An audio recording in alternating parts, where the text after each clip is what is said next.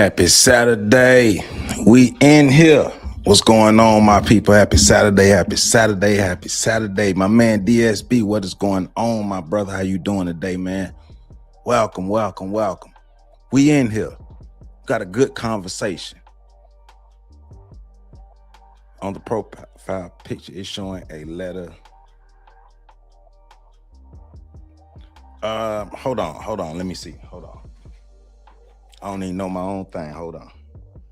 How y'all doing? Y'all come on in here. Y'all come on in. We're having a good conversation about the content creator, Chud, Chud the Builder. Yeah, it's a yellow J. DSB, it's a yellow J.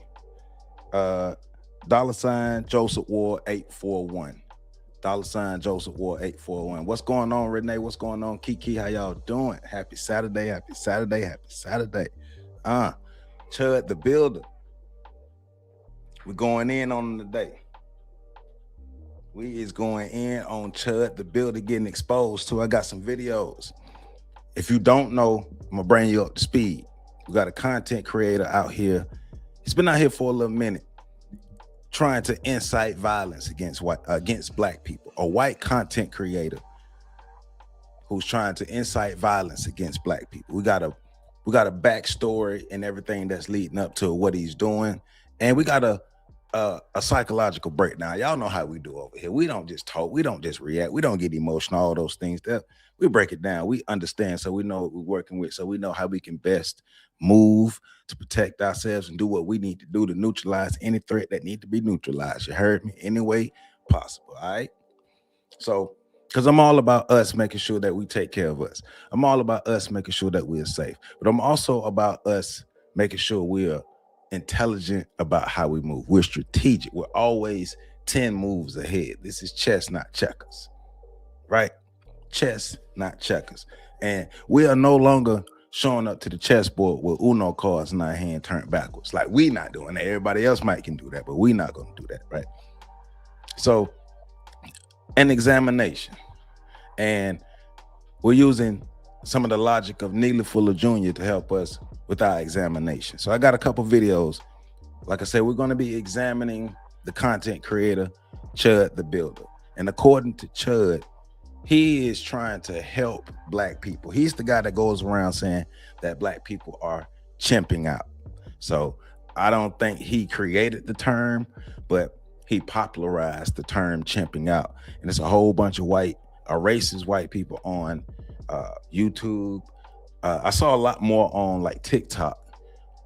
If you type in chimping out in TikTok, you see a whole lot of stuff coming up from racist white people call themselves exposing the bad behavior of black people, but basically they're exposing themselves. You know how I do. So, but we're also taking a look at, power and control. Also a culture of violence within white supremacy, right? How white supremacy is a culture of violence, right? Because we're talking about a white boy who would be armed. He would be visibly armed, walking up to black people with his camera out, using the N-word blatantly and using it to incite violence because he wants to blam a black person. He want to pull out the blicky on the black person. He want to pull out the hammer on the black person. So he's trying to incite violence. He wants black people to, as he used it, chimp out so he have a reason. Nemesis, what's going on, my brother? Yeah. I came across videos about Buddy a while ago, but I wasn't even really thinking about it. I saw it a while ago, but I saw a lot more videos of it lately. It's been coming across my timeline lately. So I like, hey man, we'll talk about it. Also want to say, I am up on what's going on with the Supreme Court ruling with the Voting Rights Act. So I am aware of that. So of course, we're gonna bring that to the breakdown. So look for a conversation about that Wednesday on our Wednesday night breakdown. Myself, Professor Carlton Jones, Patrick Irvin, 7 p.m. Eastern Standard Time here on the Shoulders of Giants.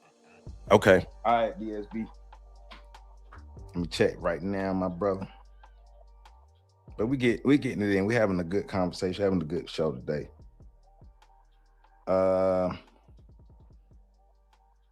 Yes, sir. I do have it.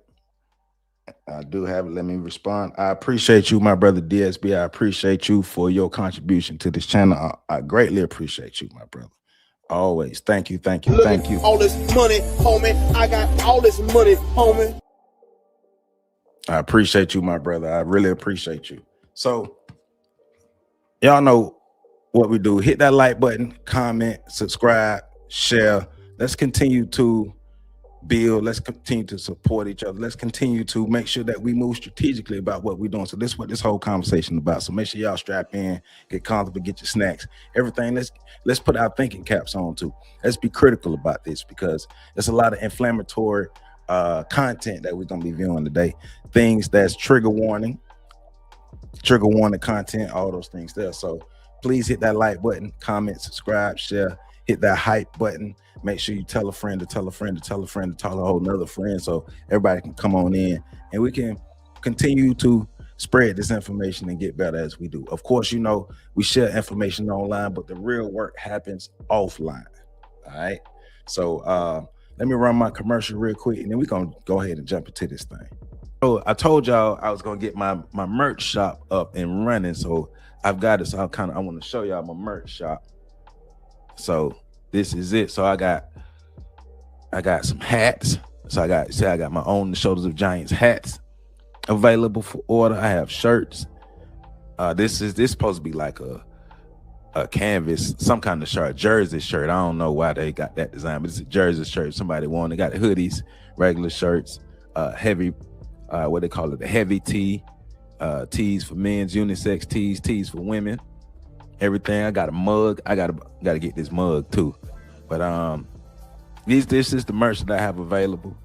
See, I got my mug, I have my hats, and I have my apparel available.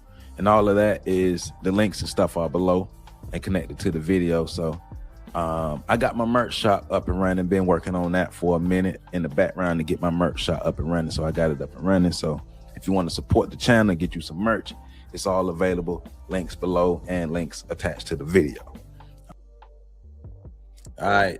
So if you want to get you some merch, go ahead and do what you do. See, I got my hat, I got my mug, I got some shirts, all that stuff. Let's do it. So Chud the Builder, we next. What's going on? I'm going to keep my membership, but I'll start donating directly. I know YouTube taking half of the chat stickers money. Yeah, YouTube be doing a lot of stuff. They be doing a lot of stuff. They be tripping, but I appreciate you. We next. I appreciate you. Chud the Builder. Chud the Builder. His real name is Dalton Levy Etherly. Dalton Levy Etherly is his real name. He's a controversial Tennessee-based contractor and in real life streamer known for his confrontational high conflict videos on platforms like Kick and Rumble. And I just learned he recently got kicked off of Kick. He got kicked off of Kick.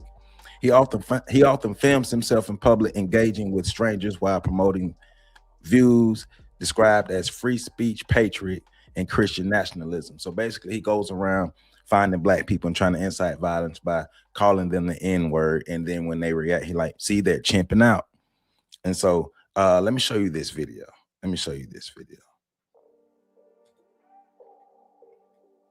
You will never admit that you are a problem. You'll never admit that Chud's only famous because he's standing up to the harassers that harass him, that have tried to interrupt his business, that have tried to starve him, that have tried literally threaten his life for years. I said enough. Nah, oh, okay. Yes, sir, DSB. Inbound for the very first time. Just wait till we catch you outside. How about that? Tell me one more time. You will never admit that you are a problem. You'll never admit that Chud's only famous because he's standing up to the harassers that harass him, that have tried to interrupt his business, that have tried to starve him, that have tried literally threaten his life for years. I said enough. Nah. So you see what we're getting into tonight, or today rather. So we're not gonna yell, we're not gonna react. Well, we are analyzing behavior, like I said. earlier, we're analyzing behavior using logic, right? Because when you understand behavior, you understand power. And that's exactly what Neely Fuller has been teaching us. And that's why we're using Neely Fuller's logic to break down this young man. If you don't understand white supremacy, what it is and how it works, everything else will confuse you. So let's apply that, right? So there's a content creator, Chud the Builder. He's claiming that he's helping Black people, but his actions tell a completely different story. So I have videos that I'll show, and I've seen many videos where he approaches Black people in public, uses the N-word, escalates tension, provokes confrontation, and records it, all while having a visible weapon on his hip. And when the backlash comes, he flips the narrative. He plays victim. He says he's just trying to help, and he calls everybody else that he is inciting the violence on. He calls that racist. He calls them racist, rather. So let's pause that right there, right? Because under the system of white supremacy as defined by Neely Fuller Jr., racism is not about feelings. It is about behavior. So the question is, what does he say he's doing, right? What are the results of his actions? And the results are clear. Conflict, tension, public humiliation, viral outrage, and he wants somebody to put their hands on him so he can use his firearm and say, see, I told you these chimps, and what he's calling us, I told you these chimps were chimping out. So he's not offering solutions as he claims. He's not offering progress. He's not offering help, right? So he recently faced some serious consequences. He was first suspended and then kicked off a kick, like I said earlier, for harassment claims. So all those other platforms are saying that he crossed the line. So I recently have another video where they're saying he has his firearms seized. And because he has his firearms seized, he's not engaging in that type of behavior anymore. So that's another pin, something we're going to put our pin into and come back to. So he has a formula. He provokes people, he records, he uploads, and he monetizes off of under the guise of, see, I told you these Negroes behave like this. And when it fails, he blames the people he targets. So under the Neely Fuller framework, this fits a very specific pattern. Confusion plus conflict equals control. Confusion plus conflict equals control. If you keep people emotionally reacting instead of logically analyzing, then you keep them off balance. If you keep people emotionally reacting rather than logically analyzing, you keep them off balance. And when people are off balance, they don't organize, they don't strategize, they don't build. So we're going to strip the emotion all out of this, and we're going to examine the psychology, the contradictions, and the strategy behind the behavior, so we can understand what we're dealing with this old stank boy, Chud the Builder. So let's get into this first video. I showed you a little bit, but let's get into this first video of Chud the Builder. It's a little breakdown of him. Then we're gonna get into some Neely Fuller. Then we're getting back into Chud trying to tell his story. Then, depending on how much time we have, I got this final video to put the nail in the coffin. Yeah. Well, he should be arrested and charged. You're right, Renee. He should be arrested and charged. And I also think that we got to put ourselves in better positions to protect ourselves. That's why we do these analyses, so we can understand how important it is for us to be organized, strategic, tactical, and planned out, so we can better protect ourselves against these white supremacists. So let's check. Tree should always be, hey, is this guy bothering you? Is this guy bothering you? No. Is this guy bothering you? He's my best friend. What are you on Twitch? Yeah. We're on Kick. Gang says the estrogen. Or what, nigga? Come on over here. You heard me. Or what? Back up. Everybody was chilling. You're just being an asshole. Yeah, it's all good, bro. Don't worry about it. He heard the word. He's like a Manchurian candidate. He's a Manchurian candidate. He heard his target word. Telling him all the black girls love me. We got like, well, I'm the white boy calling niggas. Oh, you didn't hear about me? You can't say that. So I'm trying to just like, we're out here classing up the black. And see, this clip right here, this just recently went viral. This is really what made me start back paying attention to this fool. This video right here, we have these black girls out here making themselves look like fools as well. So community. We're making people behave in civilization. Lie on me and they say, oh, this guy's going around antagonizing people and just like fucking being mean to black people. He's a racist. He started posting me on TikTok. Around Clarksville, I became very popular as the racist contractor. I'm not racist, I have many black friends, but we're not even gonna go there, you know? Sweet mother of pearl, bro. This dude, Chud the Builder, is genuinely a numbskull. Now, in case you guys are employed, let me give you guys the rundown. As I've stated before, Kick is like the evil version of Twitch, and although Kick has added way more rules and regulations, crazy people doing crazy shit is still occurring on their platform. A great example of this and the topic of today's video is Chud the Builder. Now, you've probably heard the word Chud being thrown around online recently, and in case you're unaware of the definition, Chud is an often political, derogatory slang term used to describe someone as rude, ignorant, or a far-right reactionary. Originating from the 1984 horror film CHUD, Cannibalistic Humanoid Underground Dwellers, the term was adopted online to insult opponents as low IQ trolls or losers. This dude live streams himself walking around town harassing black people. Is that black guy bothering you? Is that nigga bothering you? Oh no. He chimping out. He said, what's the issue? Because I looked at him. Chimping out? He chimping out. Put that phone down. Why? Phone down. You don't like looking ugly? Put that phone down. Shut up. Come on, come do something. Come do something. Pull up. See the classic behavior, They started, they incited, stoked the fire, then play victim. We know he a punk. We know he's soft. We know what it is with this dude. We're gonna call him by his real name. Dalton Levy.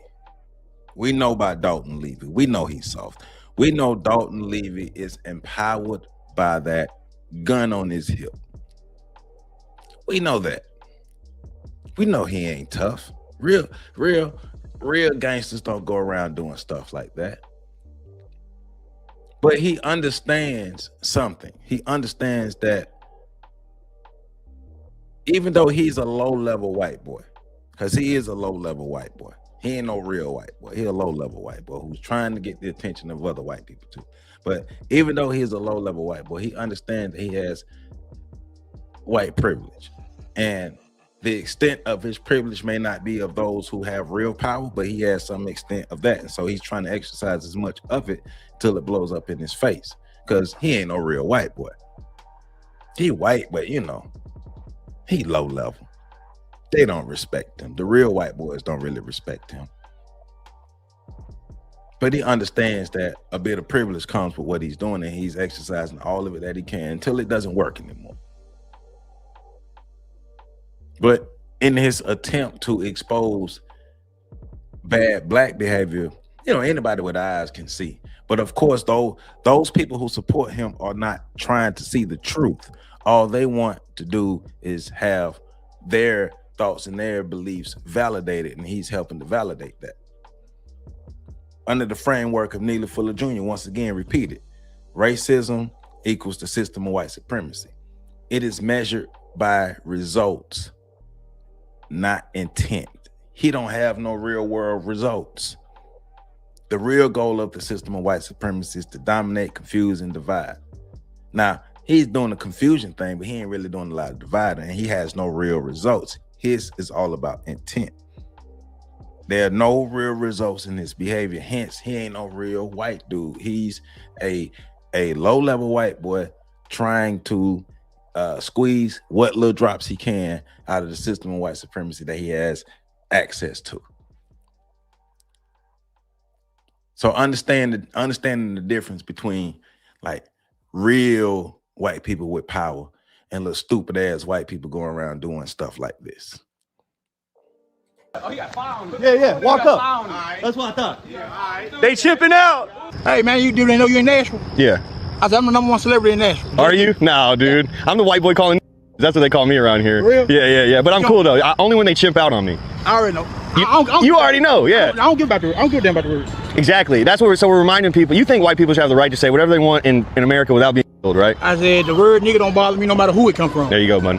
And no word should bother anybody. You smoking on something good? No, it's just a cigar. Oh shit. Yeah, I know it looks like one. They all think so. All right, too. see you guys. Hell yeah, bro. Mr. Chud had a gun. Hey, I should be able to go around and just disrespect you because I feel like it. And if you don't allow me to disrespect you, then you chimping out. Little weak ass psychological tricks. Little weak ass manipulation that he's doing. And also, he knows how to find the right ninjas to agree with him. Other brain dead folk on his same level. Low level white dude. No real white boy would be out in the streets with these regular black people. Walk around harassing feminine stuff. No real white man who's a real white supremacist has time for that. The fact that he has time to do that lets you know everything about him. The fact that he's doing that lets you know everything about him. He's seeking attention. The little white boy mama probably didn't tell him she loved him when he was a little boy. Seeking attention. We don't get mad at stuff like this. We understand it and we operate accordingly. And whatever we need to do, we do what we need to do.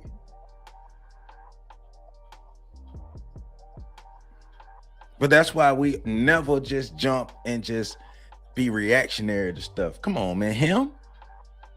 Him. You know, white people have a term called white trash for a reason.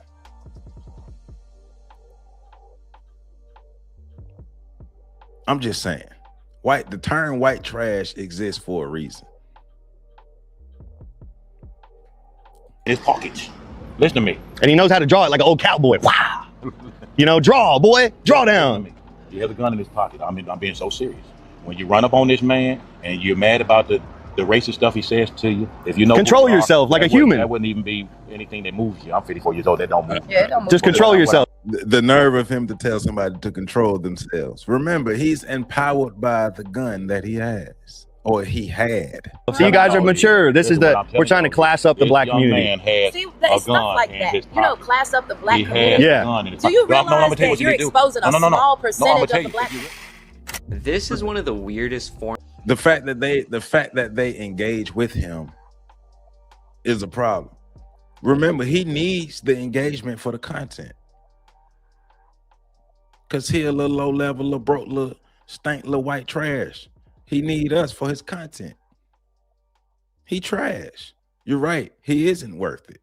Why would I waste my time on some little trash ass white dude who need me to make his platform something?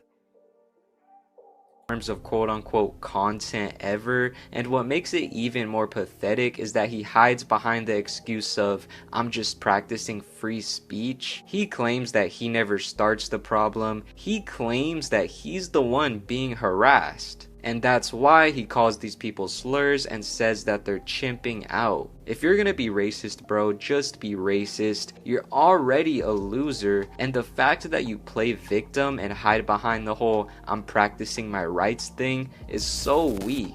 His whole shtick is going around calling people the N-word. Like literally, there's no other clips of any actual content from this dude. He's obviously intentionally sparking these altercations for content. That's why he has a camera and walks up to these people saying shit like you're chimping out to incite a reaction from them. Then if they don't react and they act cool, he'll say they're one of the good ones. But if they do react, he'll try to escalate the situation to a point where they may potentially attack him so that he can either pepper spray them or get a legal self-defense body under his belt. He just can't wait for the day for someone to actually touch him, bro. Now the reason I'm even speaking about this is because recently he caught a 3-day ban on Kick. It's been a very controversial topic on Twitter, as lots of people were saying he should be banned forever, and others are claiming that Kick is banning free speech. If you get banned by Kick, you know you're fucked up. Like Twitch, I kinda get it. Twitch kinda acts weird sometimes, but Kick banned him for harassment, and this is the clip that got him suspended, as well as him responding. No right to record. I don't need to ask you if I can exercise my freedom. You're not gonna tell us to can't record anybody.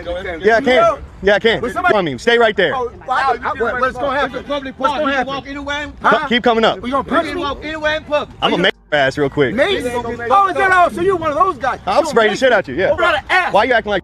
Acting like a what? You heard me. Sit down. Oh, sit down. If I stand up, what's the Come on. Look at him. If I stand up, what's the penalty? Y'all need to learn how to act. Well, dude, all a brother wants to do is speak. You know, I bet he go home and cry at night. He got to go home and cry at night. And I bet you he sleep with a crusty sock. What kind of loser are you? He's a loser. He wakes up every morning and chooses to be a bitch. I know PC told me I shouldn't use that word, but it fits perfectly with him. Dalton Levy Etherly literally wakes up every morning and chooses to be a bitch. You know he cried at night. After he get through mangling himself and he realized that it's just him and that crusty ass sock. He is a walking joke. Him and that crusty ass sock that he got at his house. That's it. He's a loser. Look at his mustache. He's a loser. Think about it, right? His behavior pattern, once again, he approaches black people in public, calling N-words and chimps and stuff, records the interaction for content, claims moral justification afterward. It's all performance-based. It's all performance-based, and it's all for attention and monetization. He ain't no real motherfucker. Ain't nothing real about Dalton Levy, Etherly. Ain't nothing wrong with, ain't nothing real about him. What's going on, Uptight, my brother? What's going on? We in here looking at this white trash out here trying to act like he tough. Walking around calling black people the N-word and chimps with a gun on his hip, thinking he tough. Knowing he go home by himself. That fat white woman he used to have, she left him. That fat white woman left him for a black man. You know that. We all know she left him for a black man. We all know that. That fat white woman he had left him for a black man. And, you know, it get lonely just with him in that sock. And you know what? You know his people of his ilk, you know, they don't bathe and stuff. So I'm sure it's some kind of mental illness for not bathing like he's supposed to, you know. I'm just saying, man. I'm just saying. Hey, man, they don't bathe. They got insecurities. If you was a white boy in America and you was a loser, you're a white man or white male in America and you are a loser, you would have mental health problems too. Everything was set up for you to win and you can't win. And you still can't win. You would be mad too. Come on, man. We see right through this. Little weak ass white boy who realizes every morning that he's a loser. He lives in the United States of America as a conservative white boy who when he go look in the mirror, he got to realize, damn, it's so many chimps who are better than me. And the only thing I can do is call them chimps while their lives are better than mine. Them old men he out there harassing, I bet you that old man he was harassing going back home to a woman and not no sock. See, black folk, when you understand, like our scholars been telling us for the longest to understand your enemy, study your enemy, understand your enemy, know who you dealing with. This dude is like a chihuahua. Chihuahuas do all that goddamn barking. You kick the shit out of them, they ain't gonna do nothing. He's all bark, no bite. He needs us to react for him to be able to eat. He needs black people to have negative reactions in order for him to eat. He's a loser. I'm literally dismantling these cards fucking agenda of TMZ What's going clipping, on, Will? misrepresenting me. The live stream keeps everything live. Keeps it to where no one can say, oh, this guy's like going out and instigating and harassing. Even though they banned me for harassing. I walk up to the niggers, right? And I say, hey guys, what's up? How's it going? You guys need any water? You need any food? Y'all good? Need a little help? Can you help me out? Y'all need some water? No, I don't film on camera shit either, bro. You got the water. Hey, man. They said, no, we don't need nothing. Get that motherfucking camera out of my face. I said, hold on. Think we got off on the wrong foot. I said, YouTube, if you need any water. that I said, it's my bullshit, right to Will. record anybody in a public park. This is Centennial Park that's paid for by the public, Negro. Get that motherfucking camera out of my motherfucking face. Hell no, take that motherfucking camera out of my... Shit, dude. And because I stood my ground and said, listen, sir, and I even walked away. Hey, man, I ain't never seen somebody who posed to be so tough, who's such a bitch. See, that's why we going over. That's why I brought Neely Fuller in this, the logic of Neely Fuller in this compensatory code. Because Neely Fuller even told us, if you're gonna go out there and try to be tough, stand by your work.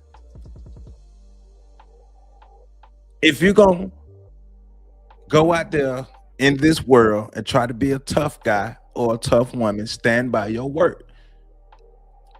Don't act like you didn't do it. Don't throw the rock and hide your hand. Stand by your work. Don't be no bitch. That lets you know who we dealing with. He ain't no real white boy. Like, if he was a real white dude and he actually had a problem with black people like that, those black people wouldn't even be existing no more. If he was a real white boy. If he had real power. Nah, man, come on, man. Even white people don't respect him. Came back and said, hey guys, I think we got off on the wrong foot. I just wanted to tell you, let you know, just in case you see anybody else coming through here, some little old lady, some young woman who's vlogging for the fucking university right across the street. And all I did was say, hey man, you better back up. Stop chimping out. You might want to relax. It's not good. And well, I got banned for that. So it's cuck.com.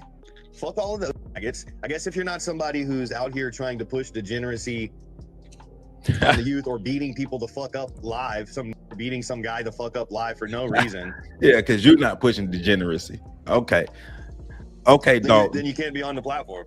It's crazy how this dude constantly plays the victim, and it's also wild how he can claim that he's not trying to harass people when that's literally all his content is. Similar to Gypsy Crusader, your whole career is built off of hate. And then he'll say, oh, it's not my fault. These people are getting so mad over words. I'm just practicing free speech. Like, yes, bro, you might be practicing free speech, but just because you can doesn't mean you should. I'm Mexican.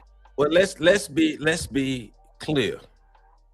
And this is for any and everybody. Let's be clear. Free speech means that you are free to say it.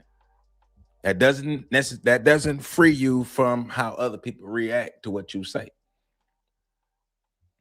Free speech don't mean you free from getting your ass whooped.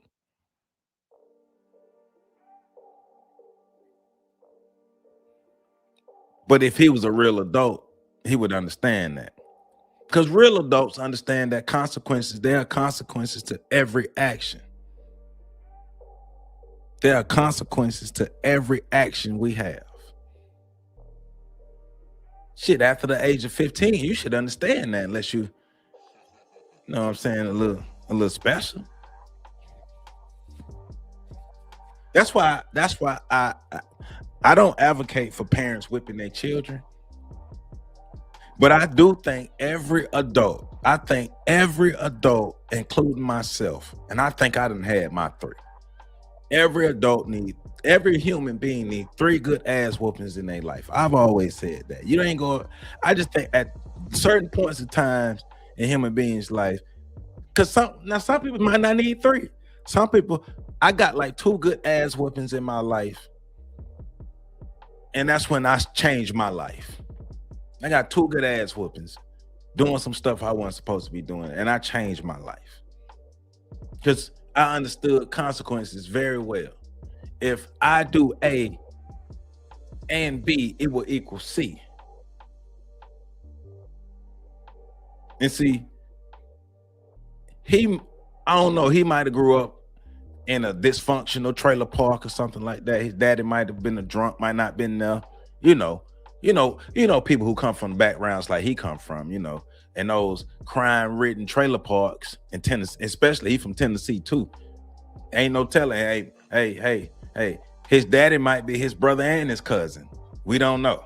He from Tennessee, stereotypes and stuff, those types of people that come from those type of neighborhoods, the stereotypes of those people. We know they're violent. We know they're drunkard. We know they're incestuous. We know that, those type of people, right? We know that. So with him coming from that type of background, he probably has never faced like real consequences. I mean, his daddy probably beat on him when he came home from work on the weekends after he got through cheating on his mother with his sister, but actually, because his mother is his daddy's sister. So, probably his I don't know how their family made up, but but clearly real consequences to his actions. Which is why I haven't really spoke specifically on the whole black-white racism thing, just because I'm uneducated on it. But if I was to go up to random people and just call them bitches or the F word, yeah, it's free speech, but not only is it just fucking weird to do, but people will get mad. You're disrespecting people by doing that, bro. And you can't predict how someone's going to respond to disrespect. So saying that these people are in the wrong for getting angry with you, for calling them these slurs, is not only so strange, but the fact that in the back of your mind you secretly want a legal self-defense body from this is genuinely concerning, bro. So I'm gonna stop this right here, but yeah, that's Chud the Builder, whatever, Bob the Builder, whatever they had his name, Dalton Levy, soft ass Dalton Levy, right? So he's seeking attention, fame, but also control through confrontation. He's soft, so he also uses a victim narrative. He don't have no real power, but he has access to some privilege that he's trying to squeeze all the juice of the little privilege he has access to, right? Because he needs audience validation. He needs the views. He needs the engagement. He needs all that to validate what he's doing. Because what I'm doing is right. I'm helping the black people, correct? And all he needs, and remember, he also is operating off of one Negroism. The one Negroism. When you get one Negro to agree with you, so that makes it the truth, because hey, this one Negro, Tyron, said it. So if Tyron said it, it has to be true. And then he's talking about he's helping black people. Well, how, Dalton? Exactly how are you helping black people, Dalton? What exactly what? Like are you creating programs to help black people? You creating real solutions? Can we measure any outcomes from your so-called help, Dalton? Because from all the information that I have, we don't have no improvement. We don't have no outcomes. We don't have no progress. All we have is the same old from some white trash like Dalton Levy. His own people don't even respect him.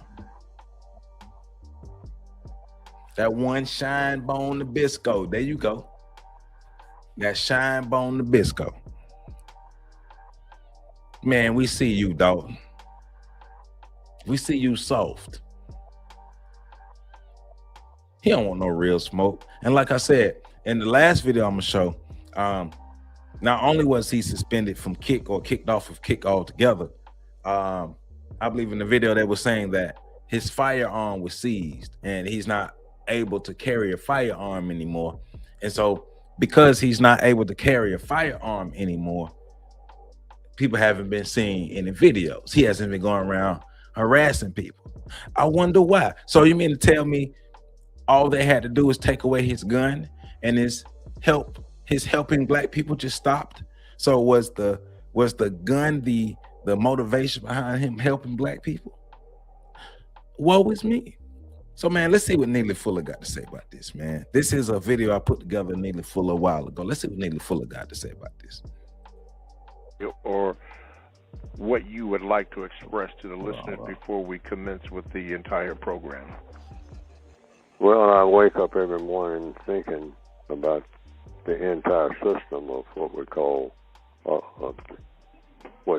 according to what I have written and what I think about, is the world government and how it affects everybody who is on the planet Earth. And I call it the world government, and all of its effects and all of the areas of activity, how that world government affects how people think, speak, and act in economics, in education, entertainment, labor, law, politics, religion, sex, and war. And of course, some people say health, and the system of the world government that we have affects people in the area of health. Who gets it, who will be healthy, and who will not be healthy, and what health is. The definition of words, very important in any language, what the definitions of those words are in any language, and particularly in the English language, and how, like words, do motivate people to think in certain ways. That's why we go to what we call schools all over the world. People say, well, I'm trying to get in position to see to it that I get an education. And how do you get an education? Meaning, and what is it? It's learning. Learning about what? All the things that you need to know. That's what education is. Everything that you need to know. You need to be learning it from someone. That's what all schools are set up for, universities, etc. And the universe itself is a university, which you learn. You learn something, should be trying to learn something every day. So I always wake up with the broad view of the world that we're in and what we're supposed to be. When I say we, I mean everybody on the planet. What everybody on the planet is supposed to wake up in the morning thinking about and go to bed at night thinking about. In his characteristically calm and analytical style, Neely Fuller Jr. begins this powerful talk by examining how the system of white supremacy operates as a world government. Fuller states that he approaches all his thinking by assessing the global impact of white supremacy across what he defines as the 9 major areas of human activity: economics, education, entertainment, labor, law, politics, religion, sex, and war. To these, he adds health, emphasizing that this global system not only affects how we work and worship, but also how we eat, heal, and die. Fuller insists that this system shapes every part of human existence and steers how people think, act, and live, proving that white supremacy is not simply a social issue, but a world-controlling government in its own right. Fuller urges listeners to reconsider the purpose of education, not merely to gather facts, but to equip us to solve real problems. True education, he says, must give us the tools to analyze the world and correct the injustices within it. This includes reflecting daily on the questions: why are we here and what are we supposed to be doing? Without answering these questions, individuals remain trapped in confusion and misdirection. Fuller maintains that any system of education that does not prepare people to solve the most pressing issue on the planet, white supremacy, is a system of miseducation. Thinking about what? Why we're here. So a system of education. Also, he talks about white supremacy being the world's strongest religion, right? So we're talking about how it educates not only those who are victims of white supremacy, but those who still are proponents of the white system of white supremacy, those who continue to push the system of white supremacy, the mindsets, the way they are taught to behave, think, eat, live, all of that stuff. It controls all 9 areas of human activity, not just for us, but for everyone that it touches. So thinking about how it affects us, but also how it would affect someone like Chud the Builder and those who really support the system of white supremacy. He low level, but it still affects and touches everything and everywhere. And how we are educated matters. We are taught to be subordinate. They are taught to be dominant. Racism isn't still alive and well because white people are working hard to end it. Racism is alive and well. White supremacy is alive and well because white people are working hard to keep it going.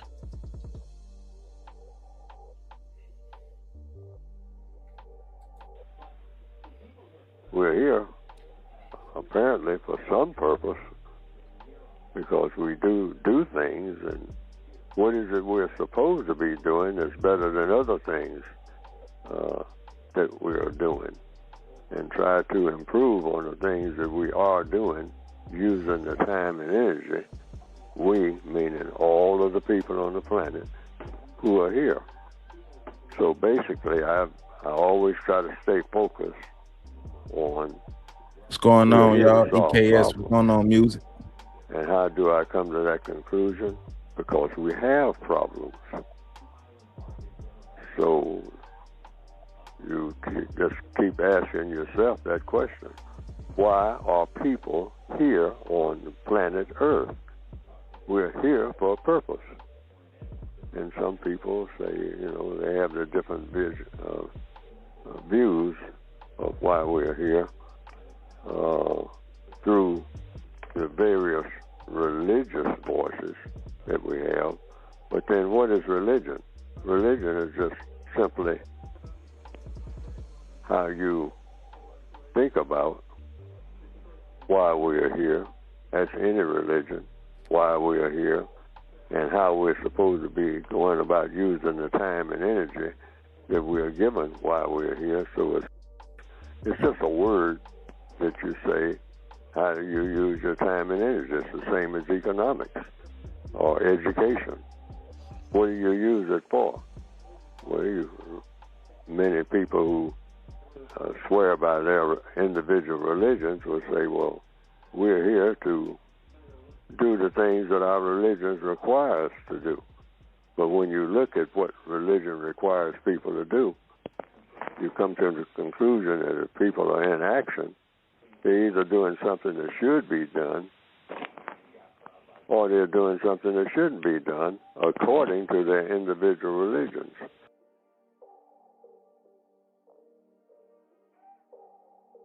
Right. People doing things that they either should do or shouldn't do according to their individual religions. And if your religion is the system of white supremacy. And remember, if they're white Christian nationalist, then that's the same thing as saying the religion of white supremacy. So a couple things like you're saying religion does. Religion helps us gain some kind of sense of our place in the world, and it sets our moral compass of how we go about existing in the world and interacting with others. So what is the religion of white supremacy actually teaching if people like Chud the Builder and others exist? Of course, he ain't no real white boy, but these are symptoms of the system of white supremacy, right? But just thinking about the mindset behind him, because the next video we're going to show, it's a whole backstory, but I'm gonna just give a little updated version because according to him, he's riding down the road one day in the town he's in Tennessee, gets into it with some black women on the road.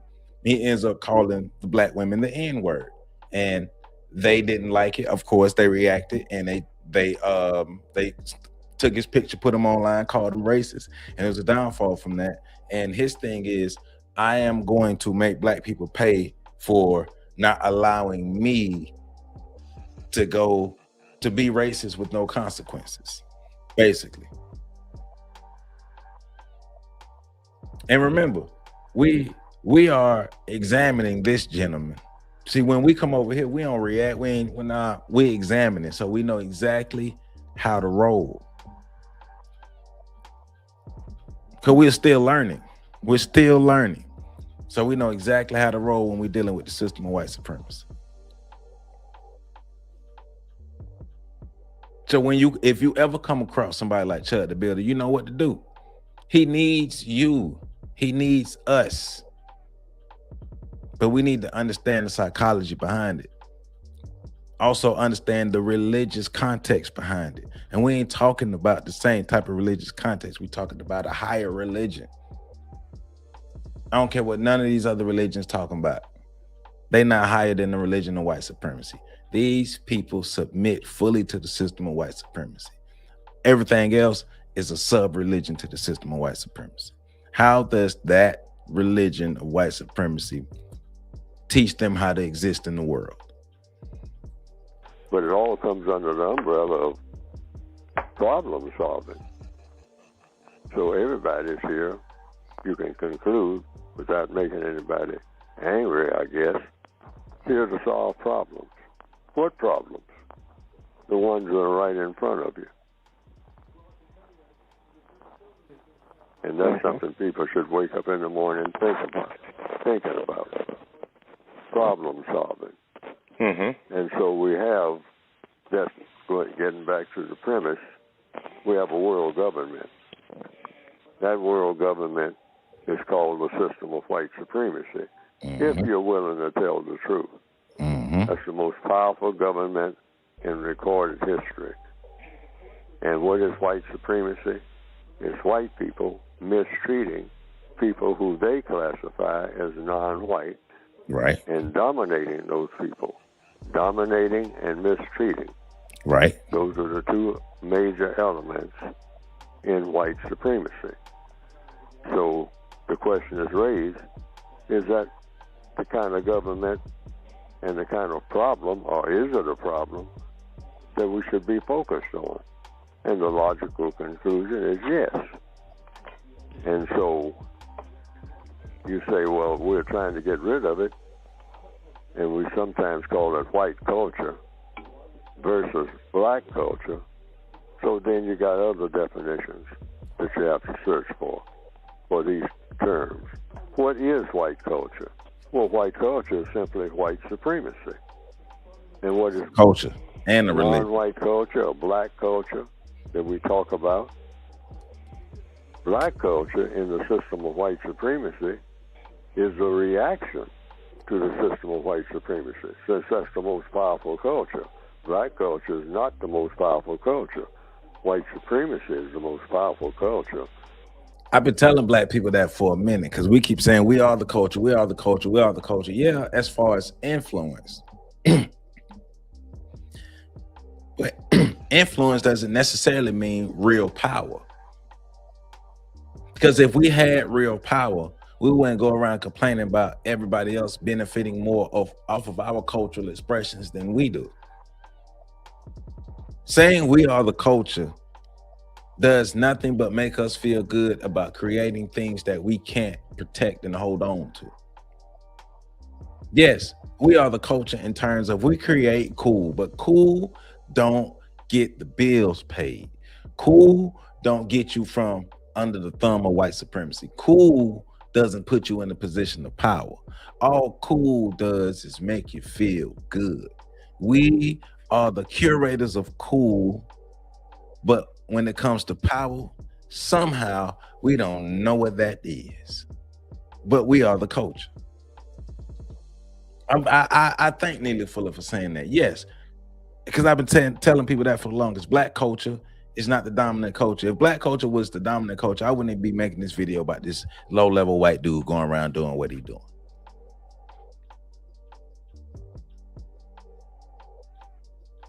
Let's stop lying to ourselves about ourselves.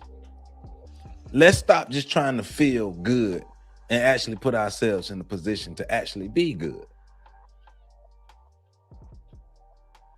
That's why I'm glad I pinned. There's a pinned comment at the top. There's a pinned comment, right? Check out my video on Blueprint to Black Power. Culture creates power. Chapter 3 of Blueprint to Black Power. Culture as power, I believe. Let me see. Nope. Hold on. Chapter 3. You know, I got it right here in front of me. I keep it handy. Let's title up chapter 3. Chapter 3 is social and cultural origins of power.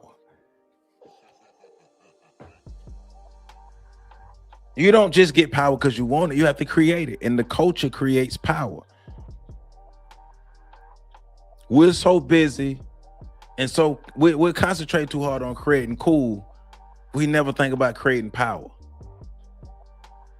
But they ain't got a nerve to complain when other groups become more powerful than us and then exercise their power. Well, why do you think they still have the grounds to exercise their power? Nobody respects us. We replace black power with black excellence. I'm gonna say it again. We replaced black power with black excellence, meaning, damn the group winning, I want to win. Me. It's all about me. Forget the we, it's about the me. So we replace black power with black excellence. So as long as I get mine, we straight. It don't work like that. Individual power comes from group power. Group power comes from cultural power. Cultural power comes from the will to create it and the means to create it. Right now, we have the will to be dependent upon our oppressors to carry us along. Then we got a nerve to be mad at Chud the Builder from going around exercising white power. We got to get our minds right, man. We got to get our mind right.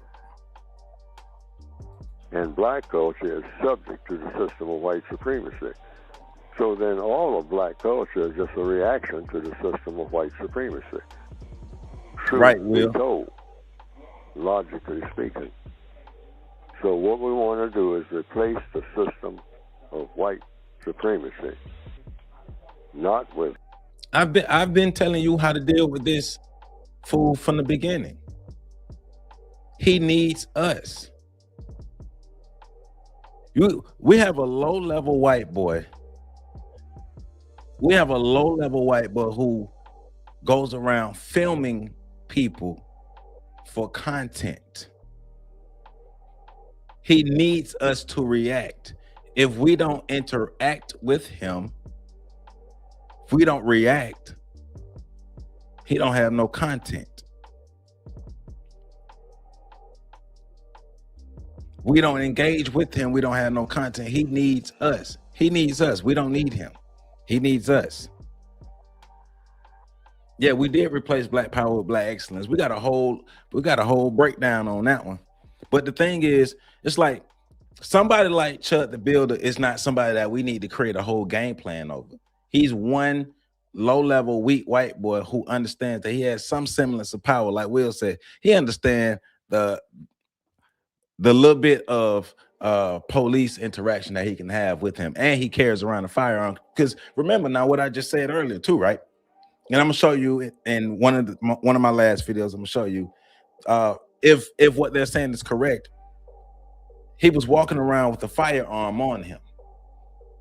I think they're saying he's no longer allowed to walk around with the firearm, so he's no longer making these videos.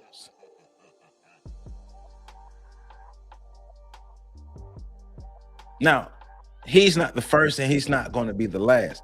He comes into black spaces. And remember, if you go back and look at the videos, look at the type of black people he's trying to incite. He's not trying to incite people like us. He's trying to incite, he going into the hood trying to incite the hood black folk. He knows exactly what he's doing. He's strategic. I've seen videos where he's come across black people with some sense and they didn't give him the reaction he needed and the video didn't go well and it made him look bad.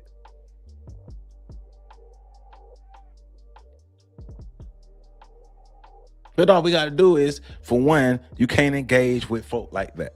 But two, we have media as well. Continue to expose the truth.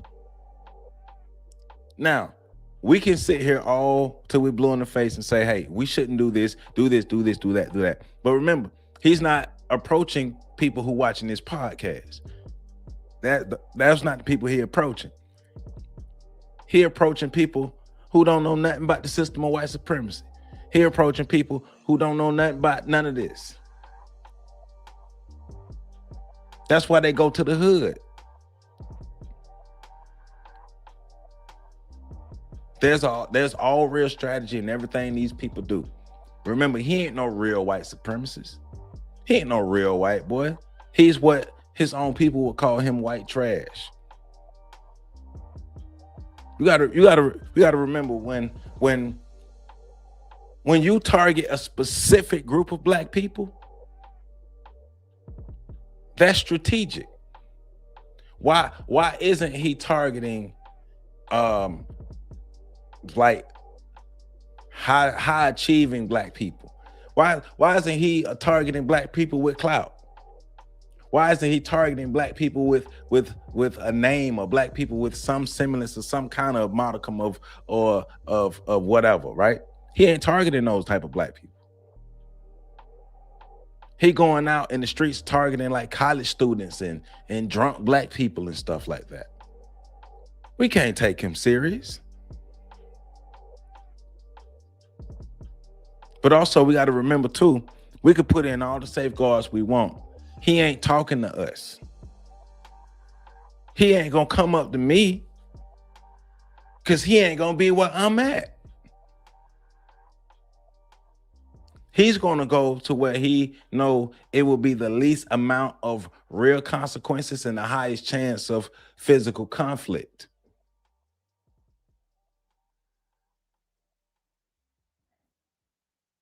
So we don't even pay him real attention. We ignore him. I mean, because let's just be real. If he really wanted some conflict, he know what to do. And he ain't done it yet. So that let us know he ain't real. We don't pay him no attention. He's a flea howling at the moon. His arms are too short to box with God. Black culture, but with a whole new culture called justice. And what is justice? Guaranteeing that no one is mistreated and guaranteeing that the person that needs help the most gets the most constructive help. And that's just bigger into anybody's religion, anybody's educational system, anybody's culture, et cetera, et cetera, et cetera. So I woke up this morning thinking about the broad view and also the current event view, the shootings. Now that's a part of white culture. In July of 2022, we had a day yesterday, July the 4th, 2022, celebrating a part of white culture, which is what? Shooting. And the people went out and bought what they call fireworks to imitate what? The sound of gunfire. And they had some fireworks, that imitated the sound of gunfire.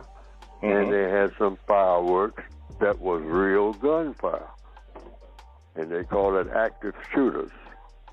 Well, I don't know how shooters can be shooters without being active, but that's the that first word they put in front of shooter. That's to give it emphasis, I guess. All shooters are active.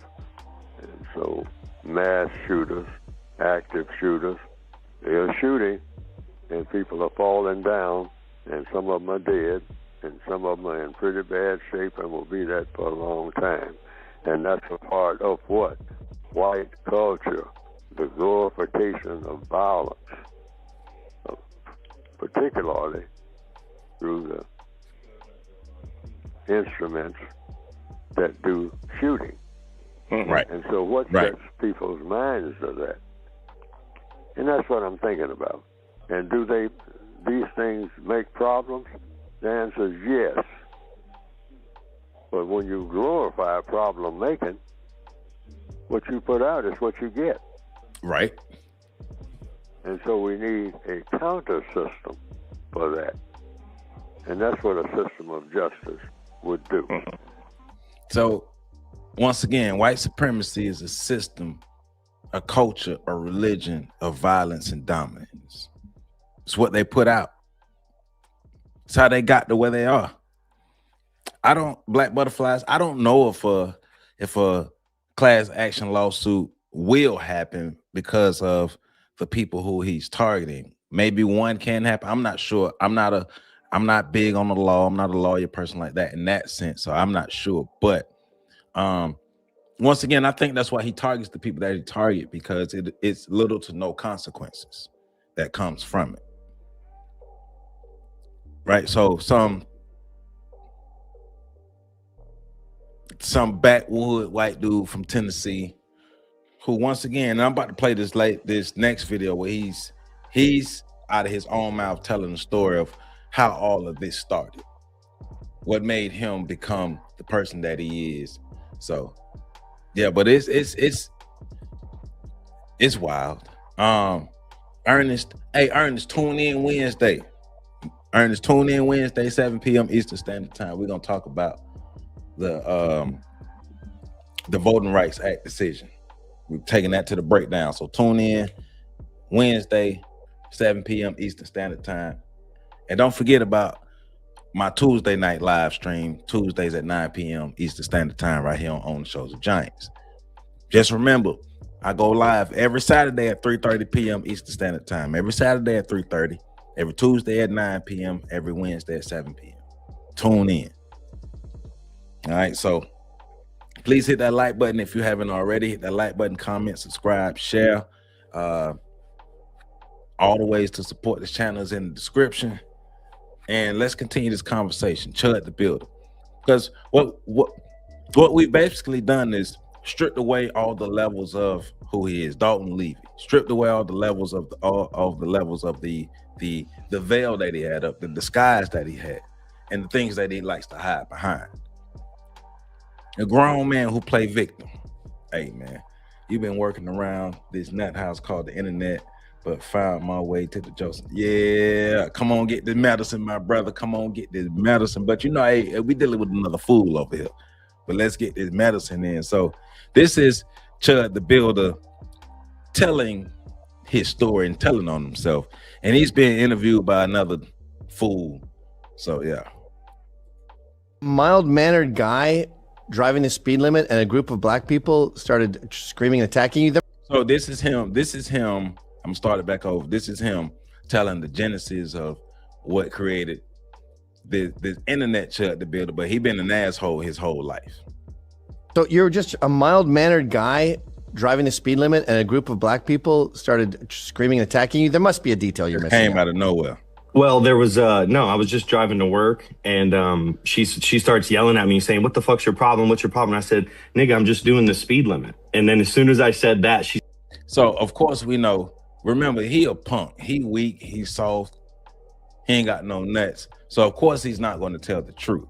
But I'm gonna run it back so he can say it again. But this is him giving the account. He starts it off by acting like he's just an innocent person, and then this black woman, just because you know black women don't have no self-control, so the black woman just came out of nowhere and just started yelling at him, and then he used the N-word, and then it went from there. So listen. So you're just a mild-mannered guy driving the speed limit, and a group of black people started screaming and attacking you. There must be a detail you're missing out. Well, there was no, I was just driving to work, and she starts yelling at me saying, "What the fuck's your problem? What's your problem?" And I said, "Nigga, I'm just doing the speed limit." And then as soon as I said that, she threw her drink out the window. She said, "Nigga," threw the drink out at the truck. I rolled the window up, and then we drive to the next light. Of course, we get the red light again. She rolls her window down again, and all I did was I rolled mine down and hit her with the cross. They took that picture, posted it everywhere, said, "This guy's calling us hard R's, blah, blah, blah," got me fired. I started my company in response to this. This was about 2 years ago. And that's followed me throughout the whole time trying to, there's the picture. Now, remember, we know these white people be full of shit. We know they do, because he won't go to the small hat community and throw out those same slurs with that same confidence. We know he won't. Because they're actually organized and have power, and there are consequences that come with messing with the small hat community, right? But they mess with us. They do that to us because they know we ain't got no power. Culture creates power.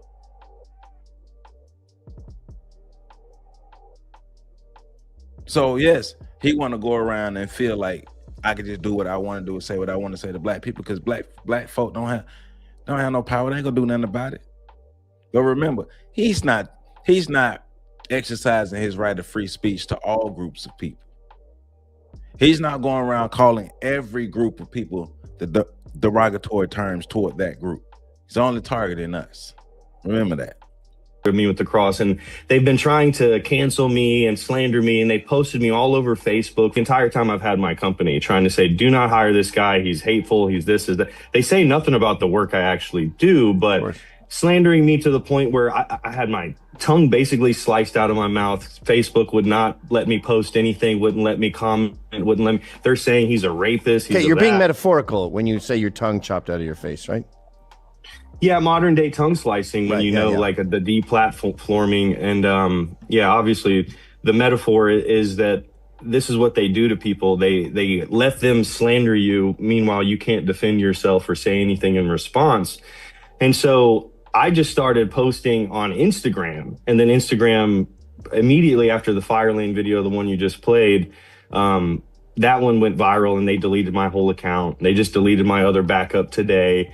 Facebook won't let me post on the Clarksville chat, my local forums where people are calling. Yeah, that's where he's from, Clarksville, Tennessee. So that incident happened in Clarksville, Tennessee.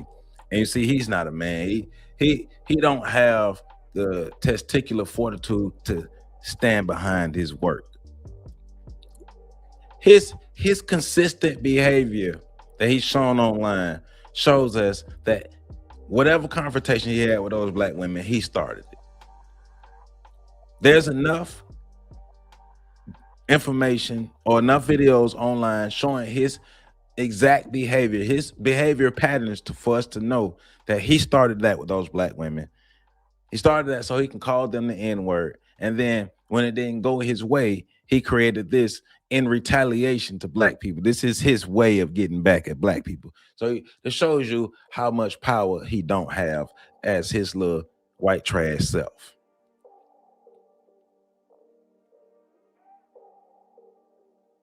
So yeah. Me like a rapist, dude. I have no criminal convictions on my history at all. And they call me all this crazy stuff that's obviously defamatory. And I can't even respond. And so one thing led to another where I got so much harassment, I just started posting them, chimping out. And I'm like, hey, I'm not the only one who's sick of this shit. I just doubled down. They wanted the... He's mad because the black people not allowing him to just disrespect them and just go about their way. You're champing out if you don't allow him to just disrespect you. If you have something to say about his disrespect, now you're champing out. The half-ass manipulation. You can't even manipulate a third grader with that. The half-ass manipulation. See, that's what happens when you think you're intelligent, but you're really not. See, and this is why we don't pay him any attention. Of course, the people that he's inciting are going to continue to react because of the people he is inciting. He knows what he's doing. But for us, come on, man. If he ever walks up to me with that, I'll clearly remind him that real white people don't even respect him. And even in doing this, he's not getting real white people's attention. I will remind him that Officer Tatum and Candace Owens are better white people than him. I'm gonna say it again. Officer Tatum, Candace Owens, Myron Gaines, the Hodge twins are better white people than him. They are more useful to white people than he is. I would kindly remind him, he called me a nigga all he wants to. I'll be that. But remember, The Hodge twins and Myron Gaines are more useful to white people than you are. So yeah. Apology, and I gave them none. And so here we are. You know, the harassment got so bad to where they started to recognize me around the city. They started to follow me, like that video you showed where the guy came up to my door and said, "Just know you ain't never safe around here." And I said, "Just know that you're a nigger." You know. So, well, remember Lily Gaddis? She said, people think they call us gold diggers, but I'm into broke ass niggas. And they canceled her and got her fired. And I think it made her racist. yeah. You know, and it sounds like the same thing happened to you. Racist. I don't even know what that word means. I posted this last night on my Twitter saying, you know, the word is just so arbitrary these days that I don't even like to answer whether I am or am not a racist. I'll tell you what it means. It means that when you meet a black person, you assume that they adhere to all the stereotypes, and no matter how much they have in common with you, you will reject them because you don't allow for their. Well, I think it's funny because isn't Dalton living up to all the stereotypes that we have about trailer park white people? I'm just saying. And you can the dude that's interviewing him, another fake white boy, another low-level white boy.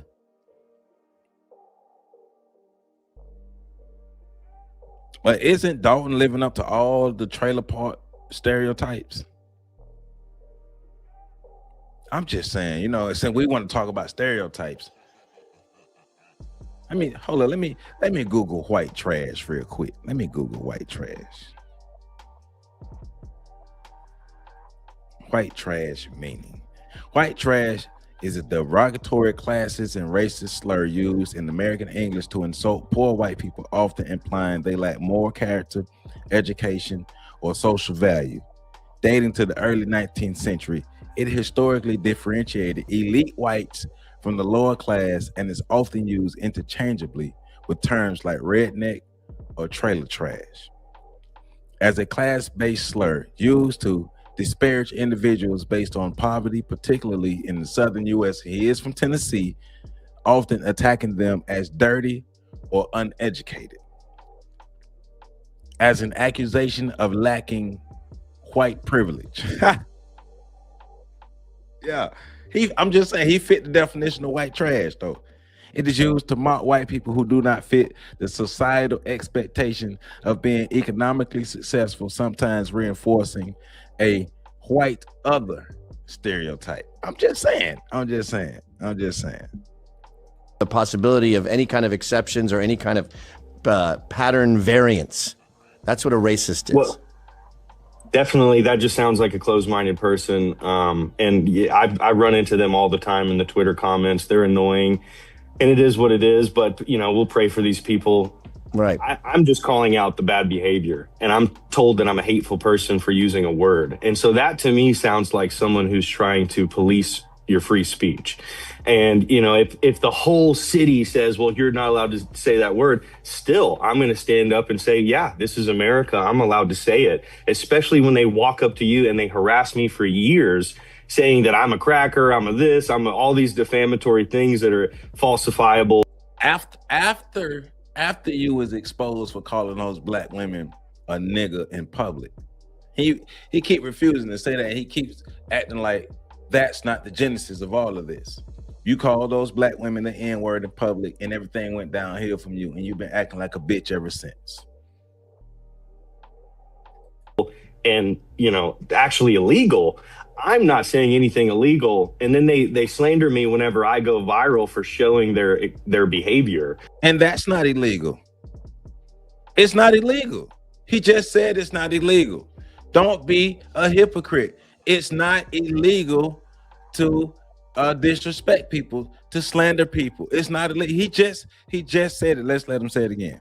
He just said it. Now see, the soft in him is coming out. Hacker, I'm a this, I'm a, all these defamatory things that are falsifiable and, you know, actually illegal. I'm not saying anything illegal. And then they no, so calling him a cracker is illegal. For him using the N-word, he's a big hypocrite. White trash at his finest. slander me whenever I go viral for showing their behavior. And they say, oh, this guy is just going out there starting fights, instigating.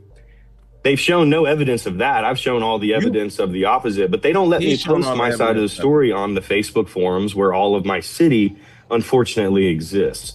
And so that's why the videos of me being kicked out of, you know, all these restaurants and coffee shops and all these people. And one person even said, yeah, our owner saw you saying the N-word on the internet, so she didn't want to serve you. And to me, sounds like, okay, but this black guy sitting here, I guarantee there's a video or two. Oh, Dalton, sound like his feelings, sound like the big bad white boy feeling is hurt because his actions are actually having consequences. Oh, Dalton, no, you mean to tell me that people don't want you, your dirty little self, in a restaurant because you run around slanging around the N-word like it's the word the?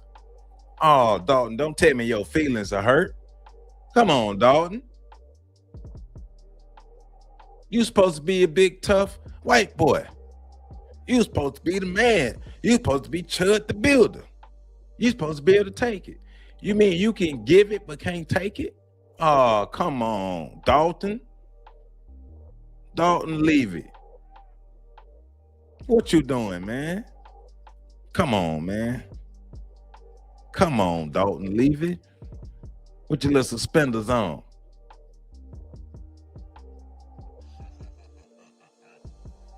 Of him somewhere saying it with his homies, and you're serving him. So does that not racial discrimination based on the color of my skin? Well, it's non-white privilege that seems to be rampant everywhere. So once again, either I'm gonna make myself big on this. So either he's a liar or he's incompetent. So which one is it, Dalton? Either you a liar or you incompetent. Got to choose one.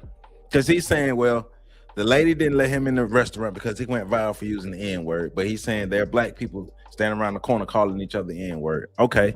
So are those, first of all, you're talking about something that was embedded in black culture, and black people are doing that out of term of endearment. You're calling people the N-word to incite violence. And you're not black. Every group of people has racial slurs that they use within their own group against each other. Every group has that. And then it's crazy because people try to act like we're the only ones that have that because everybody want to call us that. Every group has it. We're not unique in that. Black people are not unique in that. Once again, why isn't Dalton so hell-bent on calling Hispanic people slurs? Why isn't Dalton hell-bent on calling Jews slurs? I want Dalton to go on the campaign and go into Jewish neighborhoods and do the same thing and call them their slur. Do it. Do it. It's not illegal. Unless you have a specific agenda. Oh, that's right. You mad because you didn't get away with using the N-word against some women in traffic. So you going on a whole campaign to try to expose bad behavior in black people. But all you did was expose your whole trailer park. It sounds like they want to throw you in jail for these thought crimes, these speech crimes. Yeah, and they did, and they've got so much pressure from people after going viral. All the Clarksville Police Department's comments are arrest this guy. There's petitions with thousands of signatures on it saying this guy needs to be arrested for harassing the black community. And they've investigated all of my videos, and you know, several of the encounters I've reported and talked to the police and the sheriffs, and they've reported and made official documents of the situations, and have not arrested or charged me for any of the situations in the videos. But because of the virality, aren't they getting you for some weird shit though? Like that's what I was. Yeah. So some guy was like doxing you, and then you made that public, and now your crime is like digital harassment. Isn't that what happened? No, he was doxing me and texted me saying, "Oh, you can't handle the heat, you can't handle the doxing," and saying, "Why aren't you responding to me?" Because I wasn't replying. And so I allegedly forwarded my calls to him for a single day. Well, the dude has a great question. Why can't you handle it? He giving you the same energy you was giving black folk. He giving you the same energy you giving black folk. Now, I'm not into doxing. I'm not into doxing people. I'm not into that. But he is getting the same energy they be giving. He can't take it. We've learned that early in this video that Dalton is a whole hoe out here. He cannot take the energy he gives. That's why we dealing with what we dealing. And that's what they arrested me for. Not for telling people to call him, not for putting out his information or retaliating in any way, but allegedly forwarding the calls that I've been reporting to the police station and to the sheriffs and even the FBI. You know what I bet? I bet they saw those calls and texts and DMs or whatever, and they're like, "You're gonna fucking die. I'm gonna cut your head off." And I bet some bureaucrat in law enforcement thought you were saying that to him instead of you showing him what you go through every day. I bet it's they actually wrote in the reports that Dalton allegedly or Dalton. There's evidence that shows that Dalton forwarded his calls to Mr. Blank, and that's the crime. The crime is call forwarding. It's harassment via call forwarding. It's not even that they think that I made. Yeah, but let's be real, Dalton. None of this would be happening if your behavior wasn't what it was. If Dalton wasn't going around harassing people in real life, he wouldn't be getting harassed online. You're harassing people in real life with a gun on your hip. But remember, from my understanding, since he can't have the gun anymore, the videos don't exist anymore. Dalton isn't going around harassing anybody without the gun anymore. All the courage he had is gone. Why? But none of this would exist. None of this would be happening. We wouldn't even know his name in this manner. We wouldn't even know his name in this manner if he wasn't going around doing what he was doing. If he didn't have the behavior he has. Because this whole thing is, I should be able to just go around, just say anything I want to say, and there shouldn't be any consequences. You're right, they are free speech, but it's also consequences to your speech and your actions. That's why I think he's kind of slow. I think he's slow because you would think at his big age, he would understand consequences. Sion, my brother, what's going on? Zek Zulu, what's going on? Battle Ganja in the building. Who else? Saw in the building. What's going on? How y'all doing? I think Buddy's slow. I do think he's slow. Because at his age, he should understand consequences. Now, either he's very disingenuous or he's slow. It got to be one of the two. Either he's lying out of his ass right now or he's stupid. I think he's stupid. I do think he's stupid too, but I think he know he lying, but I think he's slow too. He seemed like he from them woods in Tennessee where, you know, we already suspect that his mother is his sister and his cousin all in one. Because you know the stereotypes of those dangerous, drug-infested, methamphetamine using trailer park white people. You know the stereotypes that they have. Not only because I mean, if his mother is his sister and his cousin at the same time, and his daddy is his brother and his uncle, then he's supposed to be slow. Stereotypes. I'm just going off of stereotypes, right? Because remember, that's the tone he set. Dalton Levy set this tone. So since we're gonna rock off of stereotypes, I would presume that, you know, his mother was making him drink moonshine out the womb. Like she was breastfeeding him moonshine. So he ain't have a chance for like true cognitive development. And so now we got this Neanderthal, smooth brain, incest made. He probably got 57 chromosomes. I wouldn't doubt if he had 57 chromosomes. Just stereotypes though, right? Because we like to go off stereotypes though, right? So I'm saying it should be okay for me to go off of stereotypes for you know, backwood, trailer park, cousin lovers, right? I'm just saying, fair is fair. And it's not illegal. It's not illegal. 57 chromosomes will lead to this. Femi. I'm just saying, Femi. How many chromosomes, Femi? How many chromosomes do you think he have? I say 57. Whatever Femi say, that's going to be the final answer. I say 57. How many you think, Femi? How many you think? Made the calls. They're not even alleging that I did make any communication attempts, which I didn't. I didn't try to communicate with them at all, which is why it's going to, in my opinion, it will more than likely be dismissed. And every lawyer I've talked to will say the same thing. They just won't represent me in court because they're scared of all of the public outcry. I had a lawyer I met walking out of my arraignment, and he said, "Oh man, I represent murderers and rapists. I don't mind representing you. I don't care what people think about me." I talked to him after they came and arrested me again, which we can get into in a second. But I went over to his office and was like, "Hey man, I never heard back from you. What's going on? I just got out of jail again." And he said, "Oh, well, my clients who are up in the county jail, they told me I'm not allowed to represent you, and they actually scare me." That's what he said verbatim. You mean the system is working against you? Oh no, you mean you getting systematic stuff against you? Oh no. Let's listen to some more. And I said, "Okay, so you let them fuck your wife whenever they come out of jail too?" Or? There it is. 666 chromosomes. There you go. I like it. Hey, Femi, that's creative. I freaking love it. That's good. That's a good one. 666 chromosomes. I love it. Because they scare you. It's like, well, okay, awesome. Well, I asked him straight to his face in front of his secretaries and his intern, and I said, do you know any lawyers with some balls that will represent me? And he said, "It's not about balls." Yeah, yes, okay, buddy. Yeah, I've had this. Everyone on the right has had that exact same experience. Dalton, you ain't got no balls. You walk around with a gun trying to incite violence on people. You ain't got no balls. You wasn't born with balls.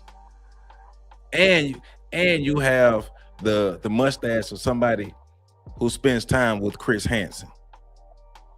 I guarantee you Chris Hansen gonna pull up to his house one day with a mustache like that. I guarantee you. And every time it happens, I say, Jeffrey Dahmer had a lawyer, right? He ate blacks. But if crazy. You hate blacks, then you sorry, it's not allowed. That's amazing. Hilarious. So what's the latest charges then? So the latest charge was we went out to a restaurant, and I'm so up in arms about the conditions of my release for the original charge of call forwarding was that I got out of jail on the terms of no firearms. Meanwhile, they've been aware of the death threats from across the country. I've got, FBI investigations into people saying they're going to come to my house and cut my 2-year-old son's head off. The most heinous threats you've ever heard. It's disgusting. And but you got a gun. Why are you calling the police? You got a gun. Use your gun. You got a gun to protect you. You got a gun that you always want people to see. Why are you calling the FBI? You don't need the FBI to help protect you. You have a gun. You're tough. You a bad MF, right? You a bad man. You got a gun. Use that gun. Nah, use that gun to protect your family. Don't get scared now. So you go around harassing people, throwing out racial slurs, and then you don't expect to get the type of hate you getting? Oh, come on, man. Hey, man. I hear people are horrible, but again. Still I pray for them, and yet the police departments they don't care, and they don't do anything about these calls or these reports except for strip me of my Second Amendment right. Why they arrested me again was I went into the restaurant, they recognized me, they brought us a Merry Christmas ale on the house. As soon as they got footage of me taking a sip of it, they came over to me. I already had the cops there, came over and said, "We're going to ask you to leave." And I said, "Whoa, what's going on?" And I recorded the whole thing. And they said, "We have the right to refuse anyone's service," which they do, which is fine. I believe in freedom of association too. We should have that as white people as well. I said, "Okay, we'll get up and leave, but tell me, is it because I'm the white guy who says the N-word? Is that why?" And he just said, "Please, the police are here." And so we just got up and left. And then they came and arrested me for taking that single sip of beer. Good. Which, by the way, I wasn't even thinking about that being my condition of release, that for months I'm not allowed to have a single sip of alcohol because Leave people alone, punk ass. You are the common denominator of all of this. You is. See, this what happened when you have 666 chromosomes. You lack the ability to think critically. You only have the ability to react. I bet you he got a hole going through his brain. I guarantee you there's a hole in his brain. I can't figure out why people treat me like this. I go around calling people the N-word and trying to incite violence. And I can't figure out why people treat me like a racist. Oh my goodness. I bet you it took him 5 years to graduate kindergarten. Eating all that damn gluten caught up to him. Anybody who took 5 years to graduate kindergarten, okay, his logic makes sense. That makes sense. Okay. He has 666 chromosomes. He was the product of incest. He was breastfed moonshine. He flunked the kindergarten 5 times, and he used to eat glue. He still eats glue every day. So yeah, no, it's like, you know, like when in the cartoons where, you know, they look inside somebody's brain and you don't see nothing. That's him. I don't even want to insult idiots by saying he's an idiot. To call him an idiot would be an insult to idiots. Like when you look in the dictionary of a bitch ass, his picture gonna come up. I was thinking about the fact that they took my Second Amendment right to carry. I wasn't even thinking about that. And now, and all of the toughness is gone. All of the toughness is gone. Yeah, he ain't got no brain in that. No brain in that head. You know, like on the cartoons where he used to go up to the other dude in the cartoons and they go up to his ear and they say hello, and there's an echo, hello, hello, hello, hello. That's him. Somebody with statistics like that should not have a right to carry. You can't give somebody with 666 chromosomes the right to carry a gun. He gonna hurt people. Of course he's going around flashing gun trying to try people. His mother and his daddy are brothers and cousins. His grandparents, I don't even know the mix-up, but I just know he's a product of family incest over the years. The Hills have eyes. Like Uptight said earlier, the Hills have eyes looking ass. The right to consume alcohol, to be quite honest with you. You forgot, and then they showed up at the house like I was some murderer and woke me up at 7 a.m. in the morning to come and take me to jail. Wow. And the funniest thing that we didn't even get to talk to last time I was speaking with you was after all this harassment started going viral, I went to go to the AT&T store to try and switch over my number. I go in there and I just film everything at this point because everyone around here knows me. So I was already recording, and the lady basically said she couldn't help me for whatever reason. She didn't want to help me. She said, you got to call the phone and do it all on the phone. I explained to her, I said, the people on the phone told me to come in here. After I upped my phone to record her name tag, just to kind of like make sure I document who the person was that was denying me service, she reached over the counter and smacks my phone out of it literally assaults me. Was she a woman of color? Of course. Yeah. And so she chimps out on me in the AT&T store, and I still didn't press charges because she's a woman. And all I did was post the video and say, hey, AT&T, is this normal for people to assault people in your store? And obviously that got their attention, and she came and she pressed charges on me or tried to put an order of protection against me, saying that I was stalking and harassing her by posting a single video of her and simply publicizing the interaction that happened in public. And so that was alleged that I was stalking, and that I had to have I had to go and appeal this so that, you know, it sat in court for 6 hours so that I wouldn't have my rights stripped from me. Thankfully, the judge heard the situation and was like almost reluctant to dismiss it, but he was like begging her for some sort of evidence. Did he do anything to you? Did he threaten you? Did he harass you? And she said, not me personally, Your Honor, but anyone who's seen his videos, and I'm quoting verbatim. She said, anyone that's seen his videos knows that he goes around calling black people the N-word and says that they're chimping out, and he should have his right to carry revoked because that would be good for Clarksville. And that was verbatim her quote. And I was jaw to the floor. I could not believe she admitted that to the judge. And so the judge asked me, he says, do you have anything that you want to say to that? And I said, Your Honor, she said with her own words, I'm going around expressing my First Amendment freedom of speech, and she wants to take my Second Amendment right to carry because of it. I said, I rest my case. And he dismissed it. But the funny thing about that situation was the district attorney was in and out of there the whole time with her. Okay. You know, talking to her back and forth. She even had her phones taken because she was tweeting about me in real time in the courtroom. Okay. She had the bailiff came and took both of her phones. It was hilarious. So that was cute. But, so she was doing exactly what she's accusing you of, spreading animosity through social media.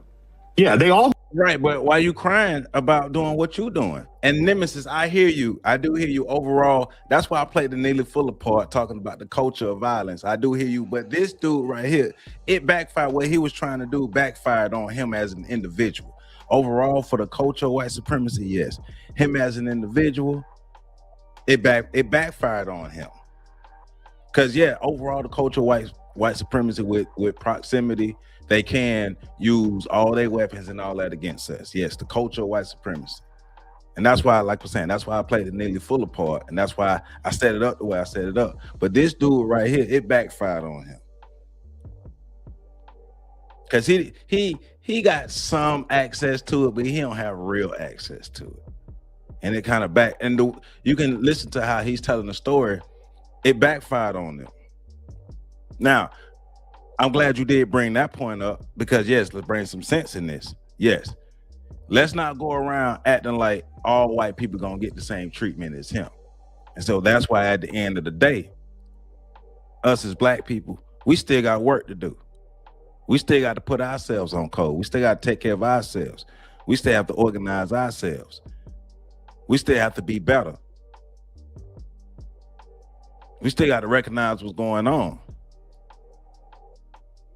Are we having fun? Yeah, we're gonna continue to have fun at his expense. I ain't gonna lie, we're gonna continue to have fun at his expense. But yes, what Nemesis is saying is correct. At the same time, understand the whole system, the whole game of what's going on. That's why I've been going at the angle I've been going. He's a low-level white boy with no power. He's a low-level white boy, stuff that it didn't work out for him. As the trailer park for him. But those with real power, yeah, he got access to it. Yeah. So overall, yes. Do the exact same. The people who the guy who charged me for harassment's on the internet saying, "Oh, I'm gonna be honest with you, Femi. I don't believe we will ever get everybody on code. I don't think everybody has a desire to be on code, to be honest.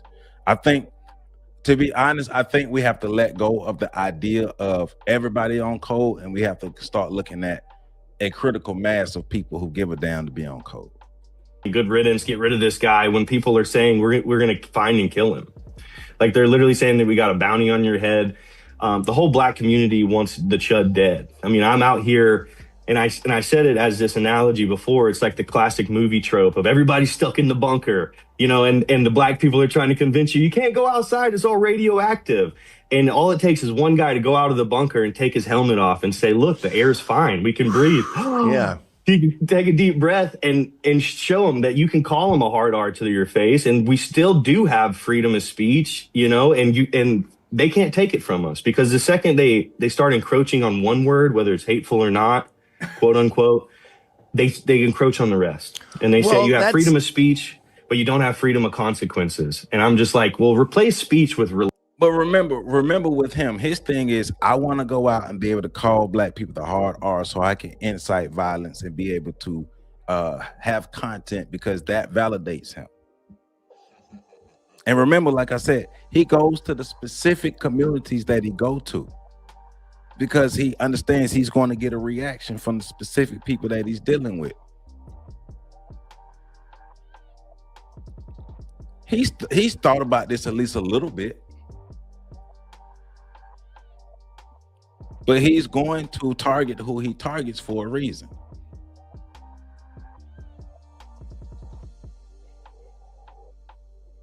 Religion, and then ask if people would say the same thing. You have freedom of religion, but not freedom of consequences. It's sort of like Tucker when he was interviewing Piers Morgan and he was bragging about saying faggot and retard, and then he was too scared to say nigger because it's an ugly word. And it's all these tropes that you're not really in trouble for racism. You're in trouble for defying a trope that has been a powerful weapon, I don't know, for half a century now, saying you can't say. And remember, once again, he's not hell bent on just going around using derogatory terms toward all groups. We haven't heard that come out of his mouth. Hey man, we haven't heard anything come out of his mouth of him wanting to go around and just use derogatory terms against all groups. He only wants to do it against black people. He's on the campaign to use the hard R, and he wants to have everybody to be just going around just saying it. Now, also remember, once again, him himself is only going to specific areas and targeting specific black people to get a specific response because he wants to incite violence. Say that. That's a one word you can't say. And then when you say it, you can see in your videos they seem totally disoriented. Like, what happened to my magic power? That was the magic word that made everyone cry. And and you realize it's either we have free speech or it's the Chinese social credit score or the Stalinist sort of show me the man and I'll show you the crime. Like you getting in shit for call forwarding. I could forward calls all day and no one's going to go near it. But because it was you, they said, let's make that stick. So you were also saying you go out, you breathe, you took off your helmet and breathe the air, but the air is pretty stinky. I mean, you're in a lot of danger. Yeah, the danger, I guess, is, you know, to some people it seems real, but I walk around and I'm still operating my business. I just completed a job, and you know, by the grace of God, I've been getting a little bit more work because of the attention. And it's like they've been trying to starve me for years, and you know, saying all these horrible things about me. Like I said, they silenced me. I couldn't speak to my people around Clarksville because everyone's on Facebook. Wow. Do you have a Give Send Go? I do. It's Give. I guarantee you, if you ask him what's the motivation behind you wanting to go around and just use the N word just all loosely, what makes you want to refer to people like that? How is he gonna lean on us? It's some freedom of speech. What's the real reason? What's the real reason? What's the motivation behind you wanting to go around and call black people that? What's the real motivation? Besides you trying to build an internet persona, besides you trying to build an internet reputation, because we know you want to be famous and we know this is your road to fame. So what's your motivation? Because you don't have no real motivation outside of trying to be famous.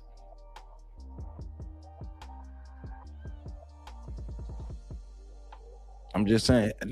Well, Will, we already know he wasn't gonna be in no. We already know black people wasn't gonna really do nothing, and he already knew black people wasn't gonna really do nothing about it. That's why he was going out doing what he was doing, and that's why he was in the environments doing what he was doing, and that's why he was targeting the people he was doing, because he already knew that there wasn't gonna be no real consequences toward him like that.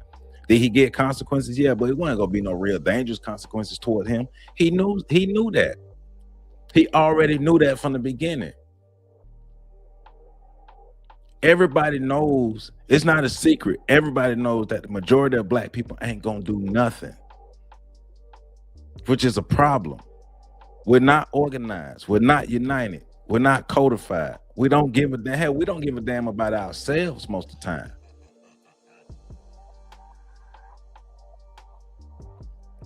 We know we wasn't gonna do nothing about him.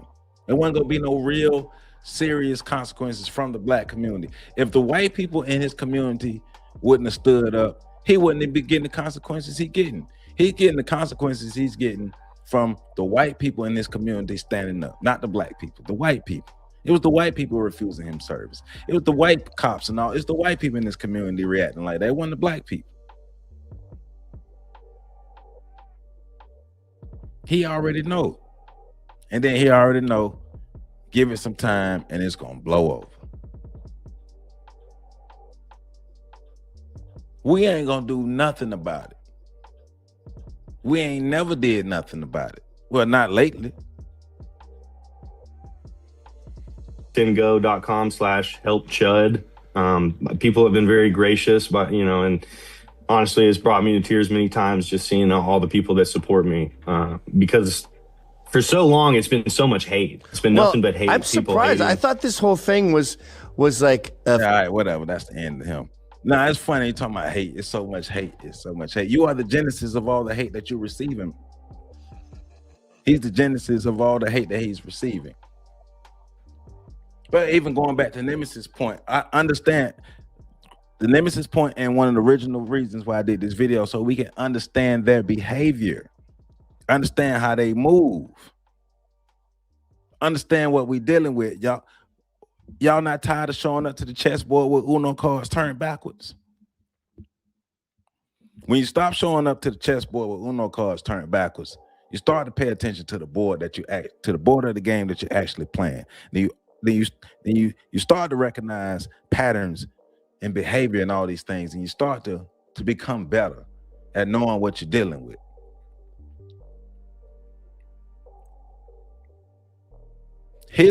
His plan was to go out and incite violence so he can use his pistol. Luckily, he never had to use it, but that was the plan, to incite violence against a specific group of black people so he can use his pistol and then have the nerve to be mad when the consequences came with that, because he should just be able to go around and just disrespect black people like that. Because it's you heard him, it's high time we be able to come out and take the mask off and just say the N-word and just disrespect black people the way we want to. Because everybody should be able to just say the N-word all freely. I dare him to do the same thing to the Jewish community. We know he won't, but we know why he do that to us, because nobody respects us. We don't even respect ourselves. Chud the Builder ain't the first, and Chud ain't gonna be the last.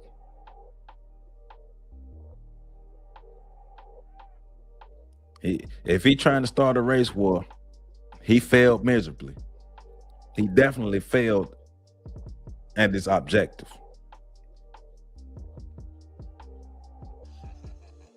But I always say he one of them frontline Billy Bob white supremacists that the real white people use to go out as targets and gun fodder. You put them on the front line, let them get killed first. Let them get took out first, They're expendable. He's going to do the dirty work, but he's expendable. But no, he's willing to do the dirty work. Understand that he's willing to do the dirty. He showed us he's willing to do the dirty work, even though he don't understand he's expendable, but he's willing to do the dirty work. He plays victim and all these other things here. The system of white supremacy. The religion of white supremacy. What does a religion do? A religion helps us understand or have some understanding of our place in the world. And a religion also helps to shape our morals and our values of how we go about living our lives. The religion of white supremacy set a standard of how they go out and live their lives and how they are supposed to spread white supremacy and help uphold it and help prop it up and help forward it and move it forward.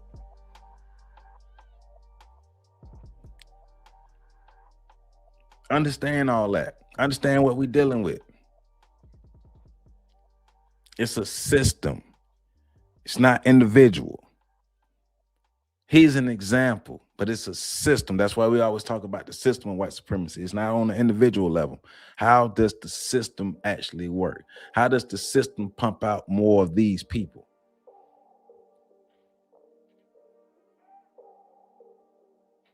Got to understand that.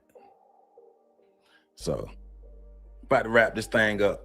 About to get ready to wrap this thing up and head up out of here, man. I appreciate everybody being in here. Critical thinking. We don't react. We think. We're not gonna be some of the people. Oh, he called me. I got to go fight him. Hey, man. Go on about your business. Somebody like Chud the Builder, go on about your business, man. Go on about your business. I know you got 666 chromosomes.